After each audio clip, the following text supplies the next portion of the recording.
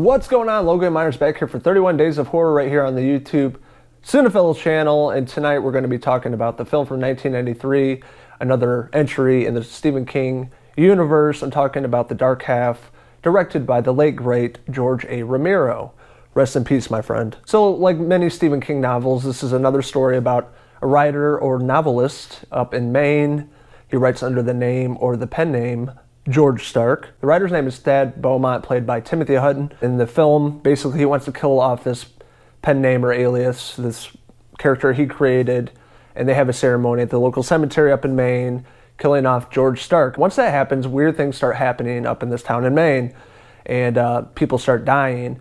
So everything in terms of evidence is pointing to Thad's character. They're like, how can this happen? For the most part, I actually do like Timothy Hutton as this Thad Beaumont character. He's very convincing in this 90s style, writer role. But when it comes to the George Stark character, he played this character as well.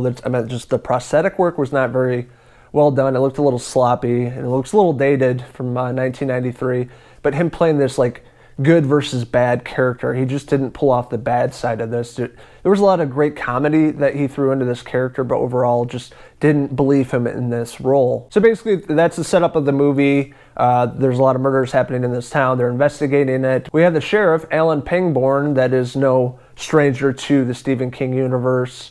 And more recently, he was in the new Castle Rock show on Hulu. I really love the actor that played him in Castle Rock. But I can't say that about this movie.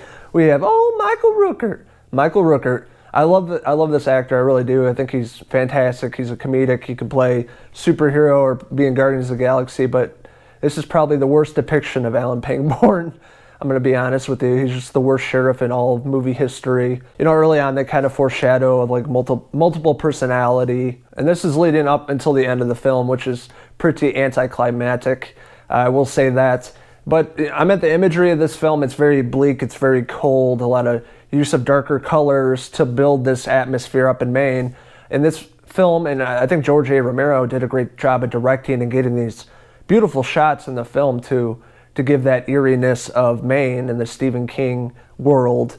And that was really well done. The whole set design was great. I like Timothy Hutton as Thad Beaumont. I thought he was fantastic as this writer, and everything that this writer goes through, including his wife, its family, and all these other characters. But the downfall of the movie was this George Stark character.